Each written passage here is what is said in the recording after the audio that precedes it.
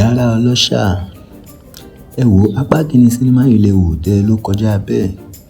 Apá kejì ti wá jáde báyìí o tí ó ń tà wìtìwìtì. Ẹ lọ sí orí Yorùbá Plus TV láti wo apá kejì sinimá yìí.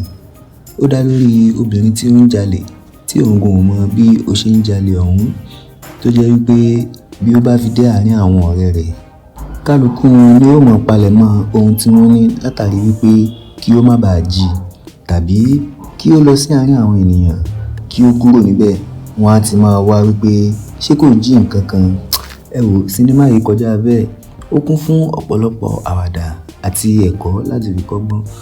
Àwọn òṣèré tó kópa nínú sinimá yìí ni Ayọ̀adé, Mr. Latin, Arínájà, Owólabí Àjàsá àti bẹ́ẹ̀ bẹ́ẹ̀ lọ. Ǹjẹ́ wá lérò pé yóò rí ìwòsàn nínú apá kejì yìí tàbí bí yóò ṣe máa lo ìgbésí ayé rẹ̀ lọ nìyẹn? Ìpàdé dínú apá kejì.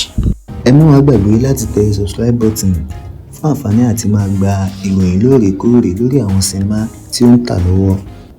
Ẹ wò a ò rí jù báyìí lọ fún ti sinimá yìí. Ẹ lọ wò ó kí ẹ̀yin náà sì kọ́gbọ́n níbẹ̀. A ó tún máa pàdé láyọ̀ àti àlàáfíà. A ò ní lùgbàdì àìsàn o. Ó dàbọ̀.